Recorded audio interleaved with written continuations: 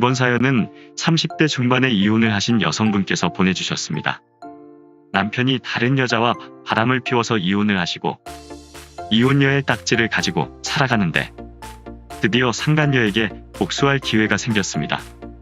무슨 일이 있었는지 지금 바로 알아보겠습니다. 안녕하세요.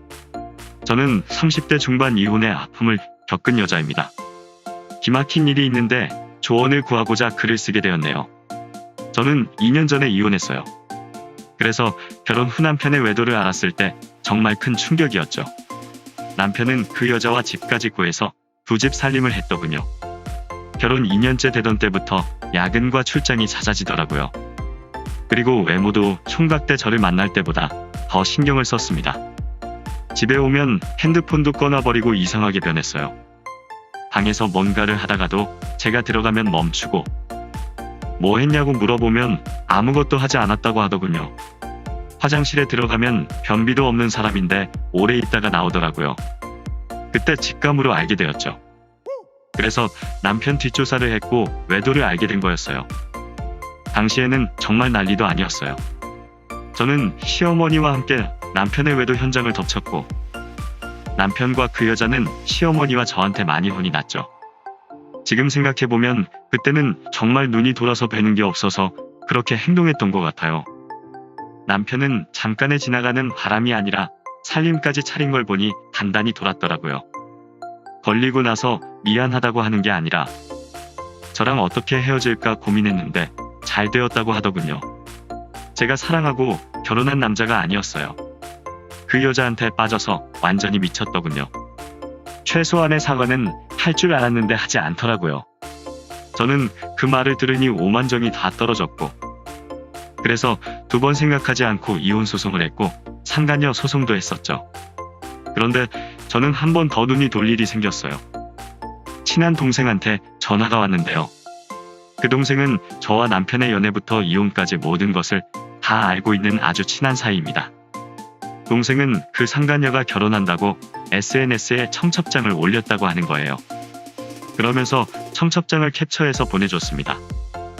그 여자의 청첩장을 본 순간 저는 피가 거꾸로 솟는 걸 느꼈어요.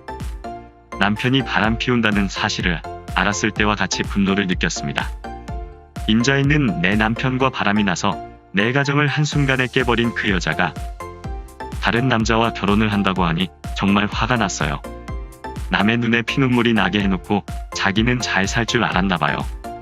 제가 몰랐으면 몰랐지 그 사실을 알아버린 이상 그 여자가 곱게 결혼하도록 내버려둘 수는 없잖아요.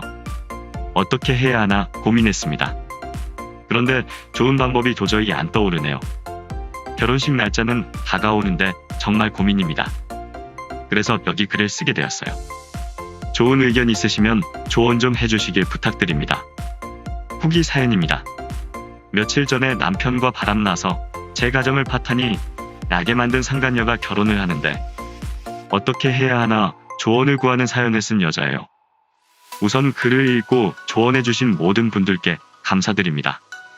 많은 분들께서 공감해주시고 방법을 올려주셨는데요. 신랑 회사를 찾아가서 진실 밝혀라. 결혼식에 장례식 화환을 축상간녀 결혼이라는 문구와 함께 보내라. 손도끼를 들고 결혼식장 가서 깽판을 쳐라. 결혼식장에 소화기를 뿌려라.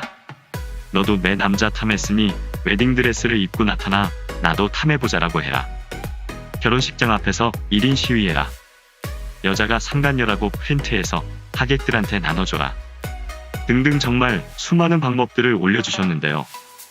저 혼자 하기 좀 두려웠는데 친한 동생에게 물어보니 같이 해주겠다고 했어요.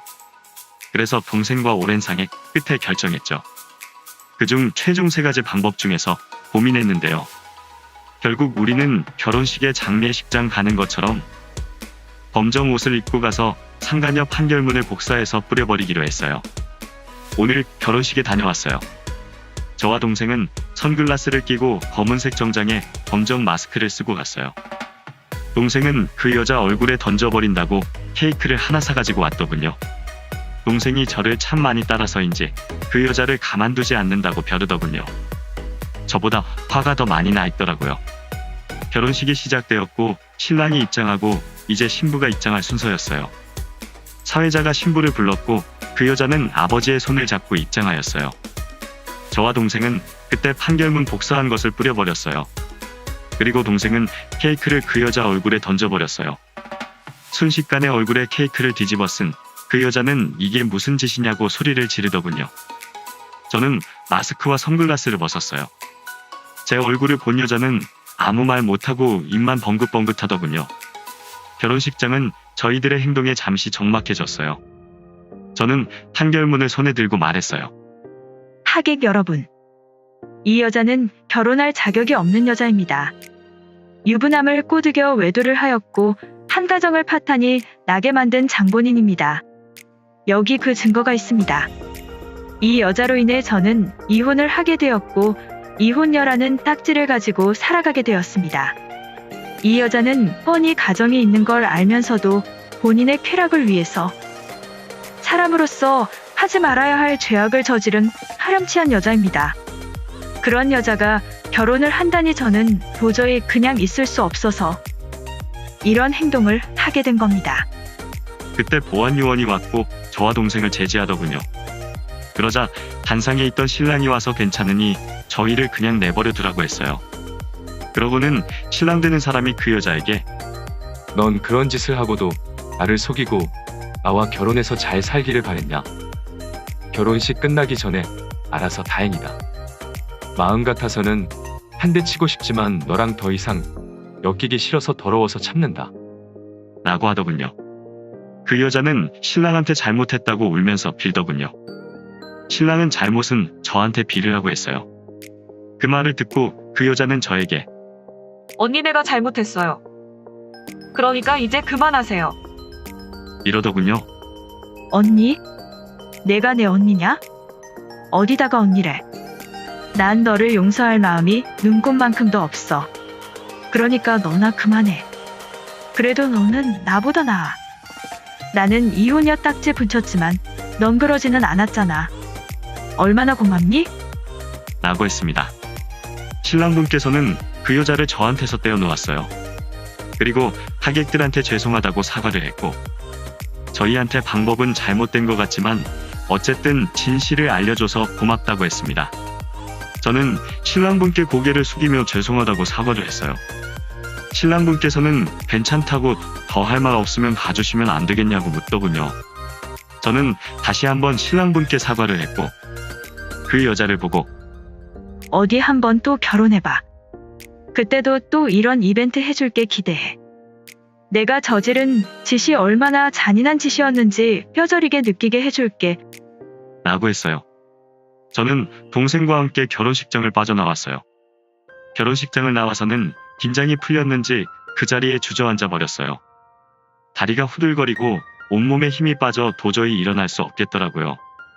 그 여자에게 복수를 하고 나면 통쾌할 줄 알았는데 죄가 없는 신랑분께 너무한 것 같아서 기분이 좀 그렇네요. 하지만 그 여자가 또 결혼한다면 저는 결혼 못하게 만들 겁니다. 이미 결혼했어도 이혼하게 만들어줄 거예요. 결혼 생활 중 겪어도 되지 않을 아픔을 그 여자로 인해 겪었기 때문에 용서는 없습니다. 전 남편도 마찬가지입니다. 그것들하고 결혼하려는 상대가 모든 것을 다 알고 용서한다면 모르겠지만요. 저한테 독하다고 욕하시는 분들도 있겠지만 직접 그 일을 당해보신다면 제 심정 이해하실 거예요. 다시 한번 도움을 주신 모든 분들께 감사드립니다. 그리고 이 글을 못 보실 테지만 그 신랑분한테 다시 한번 사과드립니다. 이번 사연은 여기까지입니다. 통쾌한 복수 참 잘하셨습니다. 신랑한테도 복수를 하지 못해서 아쉽네요. 하지만 이제는 복수를 그만하시는 게 좋을 것 같습니다. 이미 어느 정도의 복수를 했고 그 이상 칼을 갈며 기다리는 사연자분 자신은 점점 이상하게 변해갈 것입니다. 그 여자도 아마 SNS를 이번 일로 탈퇴하겠죠. 앞으로는 좋은 일만 있길 응원합니다. 힘내세요. 오늘의 사연은 여기까지입니다. 사연에 관한 다양한 댓글 남겨주세요. 그리고 신청하실 사연이 있으시다면 아래에 메일 주소로 보내주시면 사연 제작을 도와드립니다.